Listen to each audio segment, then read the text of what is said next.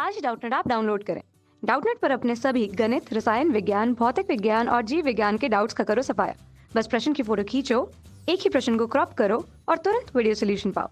अभी डाउनलोड करें। Hello student, welcome to Doubtnut. हमारा आज का क्वेश्चन है, निम्नलिखित किन परिस्थितियों में कोई व्यक्ति पुनः बीमार हो सकता है, क्यों? ठीक है, तो इन्होंने हमें 3 परिस्थिति दी है, इनमें से बताना है कि कोई भी व्यक्ति बीमार हो सकता है तो क्यों हो सकता है। ठीक है, तो पहला है हमारा, जब वह मलेरिया से ठीक हो रहा है। दूसरी परिस्थिति हमारी वह है मलेरिया से ठीक हो चुका है, वह चेचक के रोगी की सेवा कर रहा है। तीसरा है हमारा, मलेरिया से ठीक होने के बाद 4 दिन उपवास करता है और चेचक के रोगी की सेवा कर रहा है। ठीक है, तो बात करते हैं परिस्थिति की। पहला है हमारा कि क्या है, जब वह मलेरिया से ठीक हो रहा है। ठीक है, तो ये एक तरीके की परिस्थिति है कि जब कोई भी व्यक्ति मलेरिया से ठीक हो रहा है, ठीक है, और वह दोबारा बीमार हो सकता है, तो क्यों हो सकता है? ठीक है, अब जब भी कोई व्यक्ति मलेरिया से ठीक हो रहा है तो वो दोबारा बीमार क्यों होगा? ठीक है, तो वो नहीं होगा ना, क्योंकि वो तो ठीक हो रहा है। अगर वो बीमार हो रहा है तब ये कंडीशन है कि वो दोबारा से बीमार हो सकता है। ठीक है, अगर बीमार हो सकता है तो वो किसी जीवाणु या विषाणु के कारण बीमार हो सकता है। ठीक है, तो ये क्या हुआ, ये भी परिस्थिति हमारी ठीक नहीं है। दूसरी है हमारी कि वह मलेरिया से ठीक हो चुका है और वह चेचक के रोगी की सेवा कर रहा है। ठीक है, ये क्या है, जब भी कोई व्यक्ति क्या है, उसे पहले मलेरिया संबंधी बीमारी हो या रोग हो, यानी कि पहले किसी व्यक्ति को मलेरिया हो चुका हो और फिर वो बाद में क्या हो, स्वस्थ हो चुका हो, यानी कि उसके जो मलेरिया हो ठीक हो चुका हो, और फिर क्या है, वह चेचक के रोगी की सेवा कर रहा है। चेचक एक तरीके की बीमारी है जो छूने से फैलती है। ठीक है, तो क्या है, वो चेचक के रोगी की सेवा कर रहा है, तो ये एक तरीके की परिस्थिति है कि वो दोबारा बीमार हो सकता है।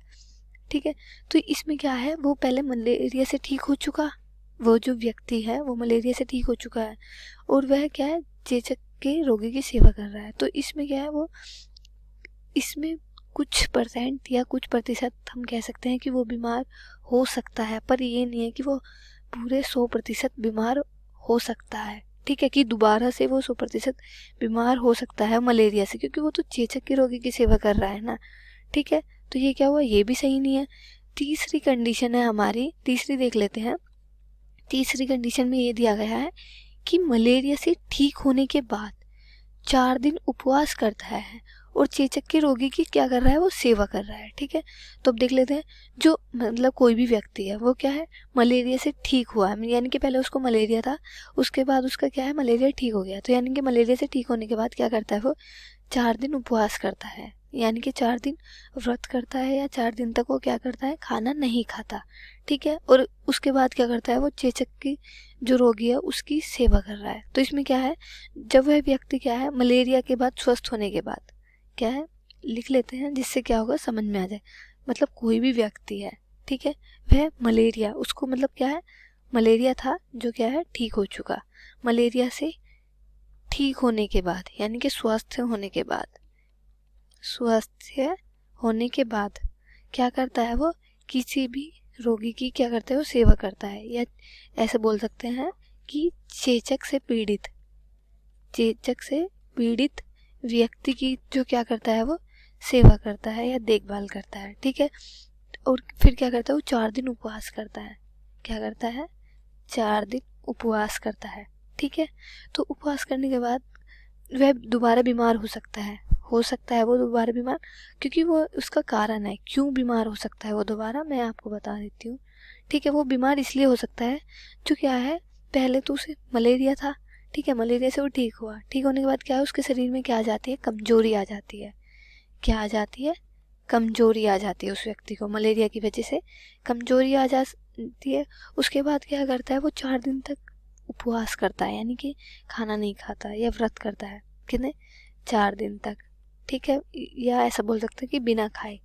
ठीक है, तो क्या करता है, वो 4 दिन तक खाना नहीं खाता या उपवास करता है।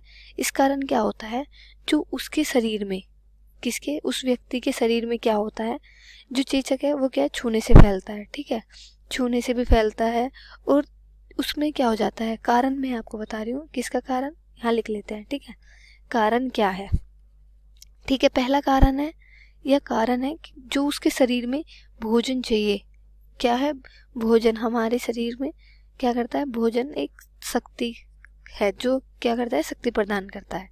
ठीक है, जो भोजन है जो क्या करता है, हमारी बॉडी को संतुलन बनाए रखने में मदद करता है। कौन? भोजन। तो उसमें क्या है, कारण क्या है, जो उसे उस व्यक्ति को क्या है, पर्याप्त व सुपाच्य भोजन, जो उसकी बॉडी को भोजन चाहिए या खाना चाहिए वो नहीं खाता, क्योंकि उसे पहले क्या होता है, कमजोरी आई हुई होती है।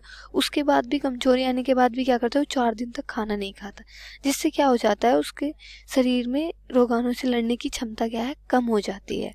ठीक है, तो अब लिख लेते हैं, उसे क्या होता है, पर्याप्त व क्या है, पर्याप्त व सुपाच्य भोजन, सही भोजन या पौष्टिक भोजन न लेने से क्या है, ये कारण है। ठीक है, न लेने से, और क्या होता है, उसके शरीर में जो क्या होते हैं, प्रतिरक्षात्मक, जो हमारे शरीर में जो क्या होती है, प्रतिरक्षात्मक उपाय ना होने के कारण, जो क्या है, रोगों से लड़ती है।